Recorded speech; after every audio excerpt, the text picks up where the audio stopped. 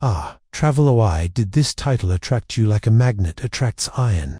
Nietzsche revealed the truth about certain women and no one listened. What kind of truth are you looking for? The kind that hurts, or the kind that comforts? The kind that strips bare, or the kind that protects with veils? Listen to me. Nietzsche did not speak of women as the weak speak, nor as seducers speak. He spoke as one who strikes idols with a hammer, and often that hammer found a hollow echo, even in the ideal of woman forged by culture. Do not seek here a theory of femininity, nor a defense of machismo. What you will find is a critique of illusion. Nietzsche did not care about what was politically acceptable, but about what was vital, dangerous, instinctive, necessary, beyond good and evil. He fires, supposing that truth is feminine's, not the suspicion well-founded that all philosophers, as dogmatists, know little about women. Here is the first truth. Philosophers, who so often proclaim their love of truth, treat it as if it were a corpse, to be dissected. But truth, like women, is alive, elusive, voluptuous, and takes revenge on those who treat it as an object. In Twilight of the Idols, he asks, what did man create woman with? With a rib from his god, from his ideal. He is not talking about real women, of flesh and blood, but about women as a construct, as a mask for male desire.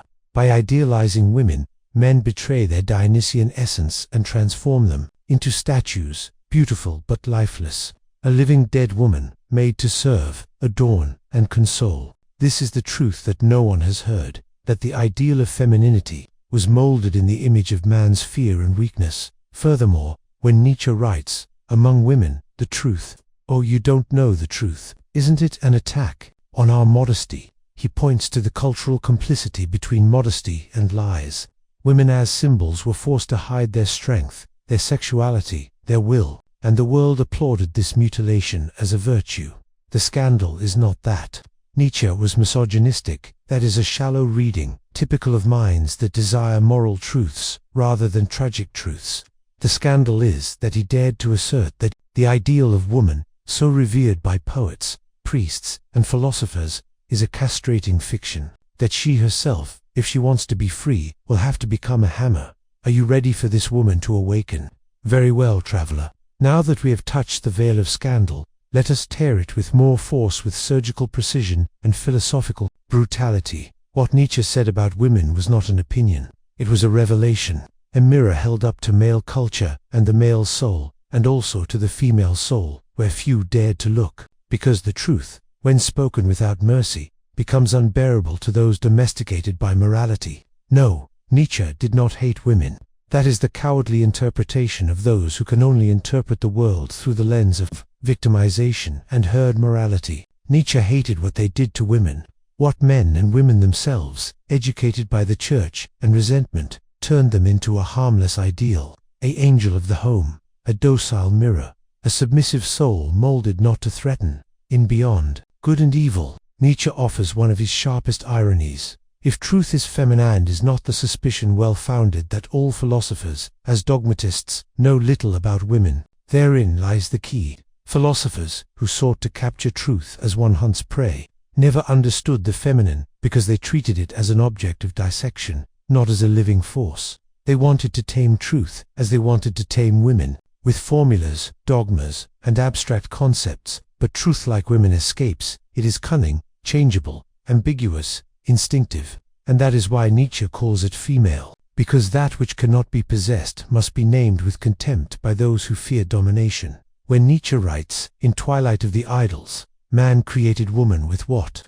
With a rib from his god, from his ideal, he reveals the West's best staged farce, woman as a projection of male desire.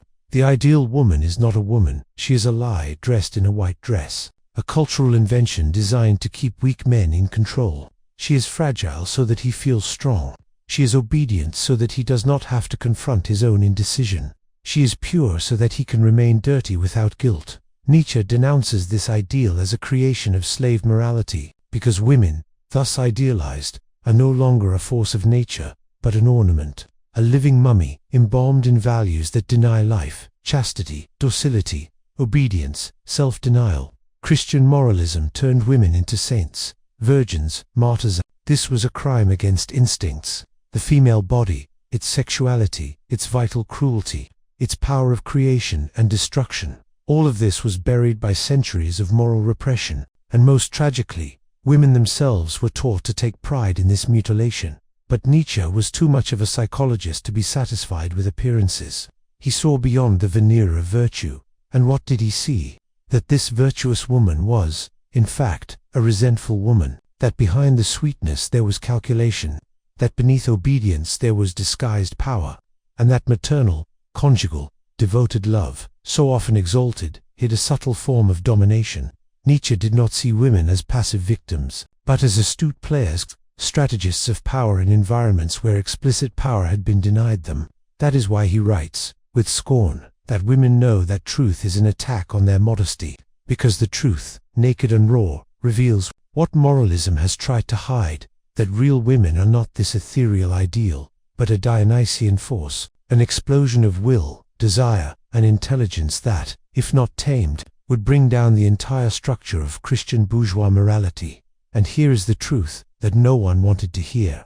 Not the moralists, not the dogmatic feminists, not the fragile men, not the docile women, because everyone, in some way, is complicit in this game of masks. Nietzsche does not denounce women, he denounces the lie that has made them harmless. But there is more. In his most profound writings, Nietzsche sketches the figure of a woman who does not fit into this cultural mold, a woman who does not want to be adored, but feared. She does not want to be loved, but understood in her difference. A woman who does not ask for equality, but demands recognition as another form of strength. A tragic woman, like Medea, a woman creator, like Ariadne, a woman who dances on the edge of the abyss with the same boldness as Zarathustra. And you, traveler, are you ready for this encounter? Look inside yourself. What is the image of a woman you have been taught to love? One who comforts you, praises you, waits for you, forgives you, or one who challenges you, confronts you, demands that you become worthy of her? Nietzsche knew that desire is revealing. The man who desires submission is not free. He is a slave, seeking a slave. The man who fears strong women actually fears his own weakness. And the woman who desires to be adored as an ideal has already lost herself. She has become a reflection, a shadow, and, like every shadow, she needs the light of another to exist. Nietzsche did not write a manifesto about women. He wrote against all forms of domestication, including that of femininity. That is why his words are ambiguous, uncomfortable, explosive, because they do not lend themselves to slogans. They serve neither politics nor ideology. They serve only the truth, and the truth, like the woman he sensed, cannot be tamed. And what does this have to do with you? Everything, because if you are a man, Nietzsche forces you to ask, why do I need a weak woman to feel strong? Why do I desire control, not confrontation? Why do I confuse love with possession? Why do I fear women who say no, not to your body, but to your morals? And if you are a woman, Nietzsche calls on you to destroy the statue that imprisons you, to spit on the saint they made of you, to refuse the compliments that diminish you, to be strength, will, creation, even if it costs you the love of the weak. In the comments, break the mirror. Leave politically correct discourse aside, and write the truth that no one wants to hear. Affirm your rebellion against the ideal that weakens you. Write, I don't want a saintly woman. I want a woman who burns the altar. But before celebrating her, we must dissect the other side of this coin, the man who fears her.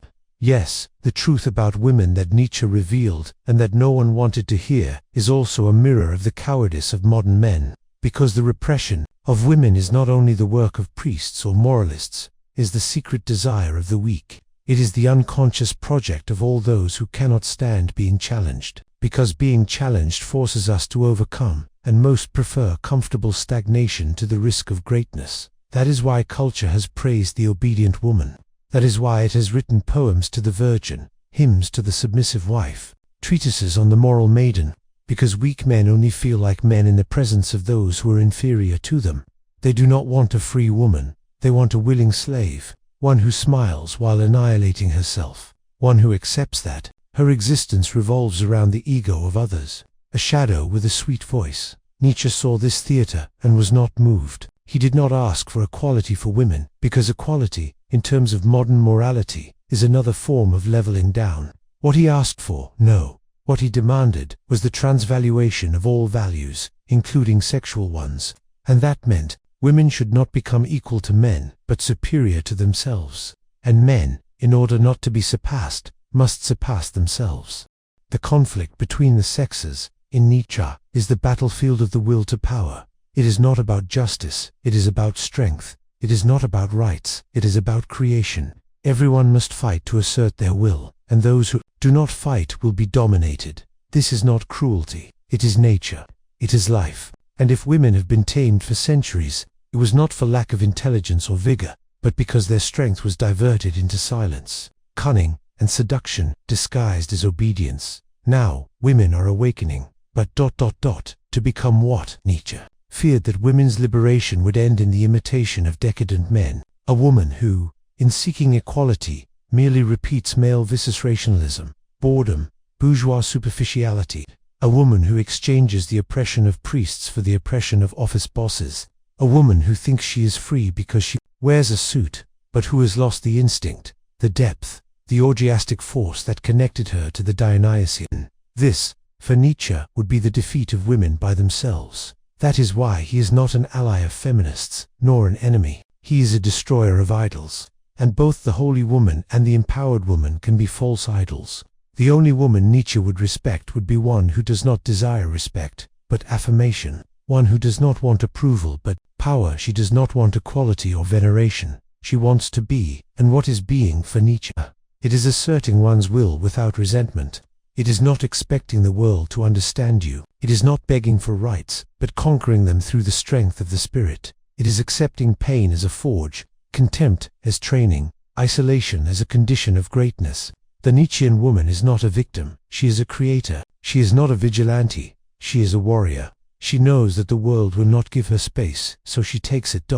And here, traveler, I turn my gaze back to you, because this woman I describe exists. She is on the streets, in beds, in mirrors, but she rarely appears in official speeches, because she does not fit into statistics. She does not write manifestos. She does not apologize. She overflows. And you, man, what will you do in her presence? Will you resort to irony, to the false superiority of those who fear being surpassed? Or will you dare to become worthy of her? And you, woman, will you dare to give up the protection that culture has offered you in exchange for your strength? Will you dare to stop being a saint, a mother, a martyr, and become creative chaos? Zarathustra said, "The perfect woman is a superior type of man." But Nietzsche corrected him. The perfect woman is a higher type of woman, isn't she? This correction contains the abyss. Women, to be great, must not imitate men. They must affirm their difference as strength, as style, as an affirmation of the tragic. And what is the tragic, if not the acceptance of pain, as part of the dance? Therefore, traveler, if you are a man, do not desire a woman who completes you, but one who confronts you. Not one who understands you, but one who challenges you, who forces you to grow or flee, who breaks you or reveals you. And if you are a woman, do not desire to be understood by men who have never endured the truth. Become an enigma. Become a philosophical problem. Become Dionysus in female form. In the comments, do not write with the mask of politeness. Write as one who has just burned an altar, as one who has seen that the love they promised you was a contract of servitude, like someone who understood that freedom is more dangerous than machismo, and even so, chose it. She writes, "I don't want to be adored, I want to be uncontrollable. Now that I've dragged you to the center of the cave, traveler, I need to make you look at what you fear most, not the other, but what is within you." Because the truth that Nietzsche revealed about certain women is not just a critique of culture, but a call for brutal self-knowledge. And for that, it is not enough to tear down idols. You must also empty the altar where you kneel every day, in silence, calling love, partnership, affection, what is actually fear, attachment, and self-deception. Nietzsche does not write about men and women in the way modern newspapers discuss them. He does not want gender politics, civil rights, or marital balance. He wants something else, something deeper, something that tears flesh and spirit apart. He wants the origin, the underground, the unconscious of human relations. He wants the genealogy of the sexes not as biology, but as will. In his philosophy, everything is born from the will to power.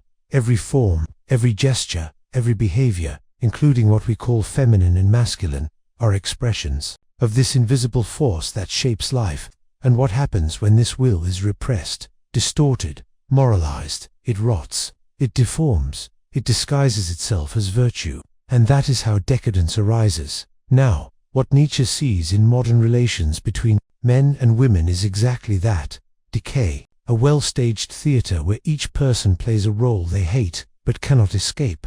Men teaching themselves to be strong, but in a mechanical way, without spirit, without risk. Women teach themselves to be kind, but with an artificial sweetness, constructed to survive in a world made by and for fearful men. This arrangement, millennial cultural institutional, is no longer sustainable, but it still remains, and the reason for its permanence is precisely its usefulness. It protects both from the abyss, because what lies outside this comfortable staging is a relationship based not on contract, but on confrontation, not on agreement, but on mutual creation, a relationship where there are no longer defined roles, but only forces that collide, test each other, assert themselves, and that ... is scary. It requires a courage that few have. Nietzsche does not fear this chaos, he desires it. He summons it. He sees in the breaking of gender roles an opportunity for the emergence of something superior, not a better man, nor a better woman, but a new type of human being, a creator, one who does not repeat, but invents, who does not imitate, but engenders, who does not seek approval, but full existence. And this begins with the destruction of illusion. First, that of man. He who desires a woman who admires him, comforts him, protects him from himself, is a slave in disguise, a child of Christian morality, who has learned to measure his virility not by the greatness of his soul, but by the number of bodies he can conquer, or by the devotion he can extract from a single domesticated woman. Nietzsche looks at this man and does not see a creator. He sees a coward, one who has built his entire identity on the submission of others, one who needs female fragility to feel strong, female dependence to feel needed. This man, the gentleman, the provider, the alpha male, is not a model of strength, but a mask of fear. And every time he encounters a truly free woman, he panics, because she disarms him. She doesn't need him, she doesn't idolize him, she doesn't validate his existence, and that forces him to ask himself, who am I, if I'm not necessary to anyone? And now, the woman Nietzsche knew that Christian and bourgeois moralism created a very specific type of woman, one who prides herself on her renunciation, who sees virtue in denying her own desires, who calls her emotional dependence love, who believes that her mission is to welcome, care for, and sacrifice herself. This woman is not a saint, she is an amputee, a force of nature tamed into a scarecrow of kindness. But Nietzsche also saw another danger, that of women who, in rebelling against this model, try to imitate men, women who, in their quest for equality, become merely a worse version of the decadent male, women who confuse freedom with coldness, who exchange sensitivity for calculation, who repeat the gestures of their oppressors, thinking that this is revenge, when in fact they are merely prolonging the disease under another name. Nietzsche does not want this woman or that one. He wants the one who does not yet exist, the one who is yet to come, the one who will have the courage to be herself, without needing to rely on any model neither from the past nor the present. A woman who does not seek admiration, protection, or superiority, who does not want to be better than men, nor equal to them, who wants something else, who wants to live according to her own will.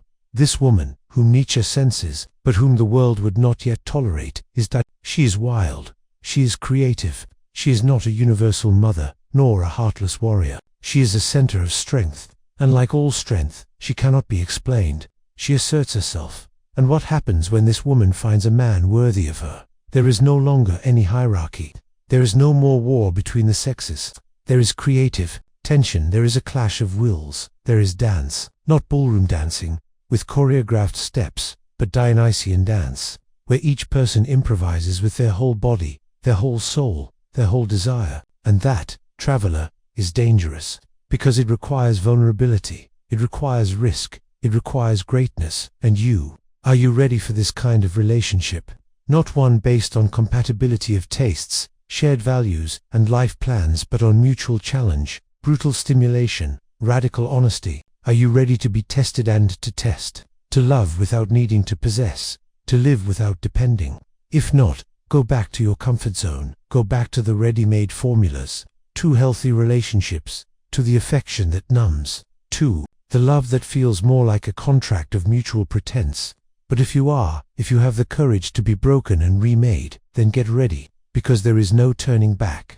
In the comments, challenge the lie on which your love was built. Break the roles you were given. Write, I destroyed the man they expected me to be. I destroyed the woman they expected me to be. Now I begin, wild, naked, dangerous. So far, I have shown you how culture has created an image of women, sometimes saint, sometimes martyr, sometimes tamed rebel, so that weak men can maintain the illusion of control. I have shown you how this game addict's desire distorts love and weakens both. But now I need to go deeper, because the problem is not just morality, it is your relationship with suffering. It is your cowardice in the face of the necessary pain. That all transformation requires that you have been trained to seek comfort in relationships, to love what calms you, to desire the other as an antidote to your own emptiness. And so you called your cruelest mirror your loving partner. You used the other as a shield against yourself. But Nietzsche warns you, he who looks into the abyss must be prepared to see himself looking back. What if true love is exactly that, an abyss that stares back at you?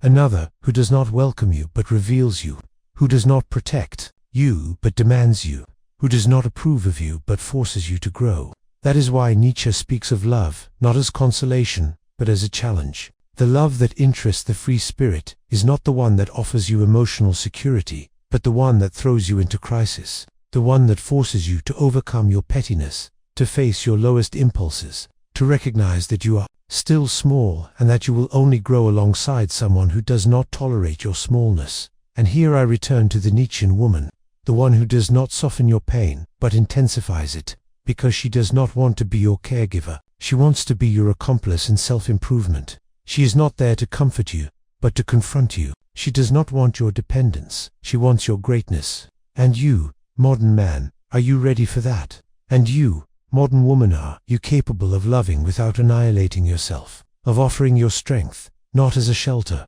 but as an earthquake, of loving without giving yourself away, without losing yourself, without diminishing yourself?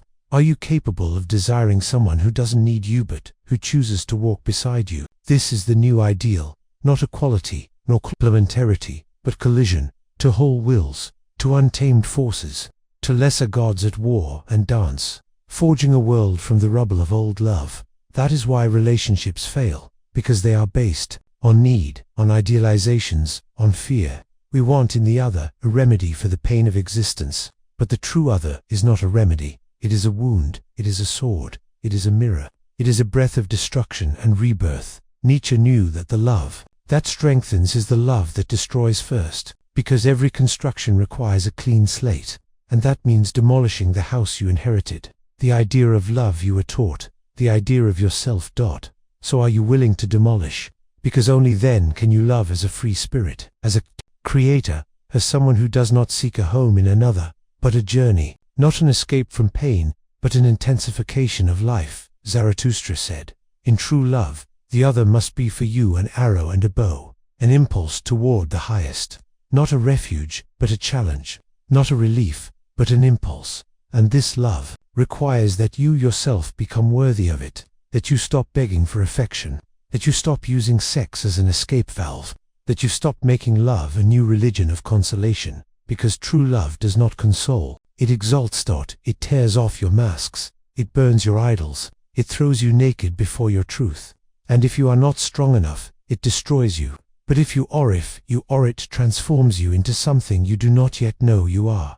And here is Nietzsche's promise. You were not made to be loved. You were made to love your transformation. And whoever loves you through this process, that person, perhaps, is worthy of being by your side. So get up, get out of the cave of lukewarm relationships, tear up the scripts of lukewarm romanticism, of marriage for comfort, of partnerships out of fear of loneliness. Love like thunder, love like a dangerous choice, love like someone who shouts, I don't seek peace, I seek life.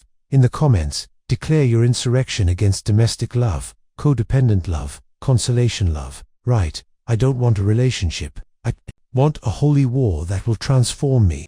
Do you see a victim of circumstances? A product of culture, education, religion, romanticism. Do you see someone who repeats patterns, who sabotages themselves, who loves to be saved and hates to protect themselves? Do you still see the child of resentment, who demands from the world what they didn't have the courage to create for themselves? Or do you begin to glimpse something else? Because there is a point in the journey where there is no turning back. The moment when you hear not from me, but from your own throat the cry, enough, enough of loving like a beggar, enough of relating to others as if seeking healing for wounds that only time and courage can heal, enough of lying down next to someone just to avoid facing the coldness of being alone with the truth, enough of using women as crutches, enough of being used as a mother, as a servant, as a saint, enough of morality.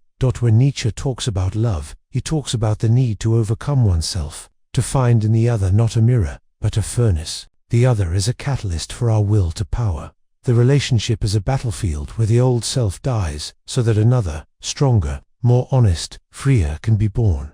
That is why he says, in love there is always a little madness, but there is also always a little reason in madness. The madness of Nietzschean love is not that of jealousy, possession, or dependence. It is the madness of daring to exist before the other in total freedom. It is the madness of not needing the other and yet choosing to walk with them. It is the reason for accepting pain as part of love, not as a flaw, but as a catalyst, and that is the truth that no one wanted to hear, because it doesn't sell well. It doesn't turn into pop music or motivational reels. It doesn't please relationship coaches or priests of affection, because it is brutal. The love that Nietzsche proposes is the most refined form of war, a war where there are no winners, only transformations. This is where everything becomes clear. Nietzsche did not hate women, he hated lies, and every lie about women is also a lie about men. Every time you idealize the other, you deny your own strength. Every time you use love to escape yourself, you lose the opportunity to grow. Every time you accept less than you deserve, or offer less than you are, you betray life. That is why true Nietzschean love is tragic. It demands your symbolic death. It demands that you leave behind your old self, your identity based on pain, deprivation, and waiting. It demands that you be reborn, not as a perfect lover, but as someone who no longer needs to pretend. And now, traveler, only one question remains. Are you willing? Are you willing to leave romantic morality behind and enter the fire of creation? Are you willing to look at your history, your relationships, your fears, and say, this is not me, this is what they made me? Are you willing to love without lies, to give yourself without guarantees, to fight for the other, not to keep them, but to honor them? If so, welcome. You are ready to love as a free spirit, and if not, that's okay. Go back to the cave, but don't say you didn't know. Don't say no one showed you, because now you know. Now you have heard. The truth has been spoken.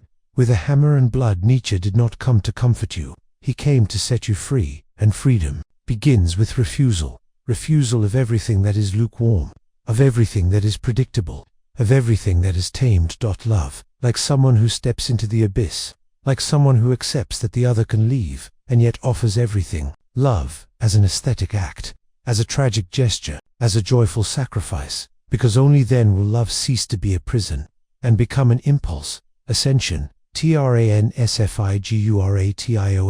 And you woman, you, who now listen to me with moist eyes and clenched teeth, be who you are, not the sum of the expectations placed upon you, not the doll who smiles to be loved, not the warrior who fights to be feared. Be chaos, be language, be dance, be abyss, be beauty that makes no apologies, be the nightmare of the weak and the ecstasy of creators. And you, man, you, who are ashamed of what you have become, rise up, reclaim your will, tear off the skin that culture has glued to you, learn to be useless to the system and indispensable to yourself, become worthy of the gaze of a free woman. And if you are not, accept being left behind. Nietzschean love is a narrow path, and a beautiful one. Few can bear it, but those who do are reborn. In the comments, write as someone who understands, as someone who has gone through it, as someone who is no longer the same. Write, I killed the weak lover that existed within me. Burn me, or walk with me.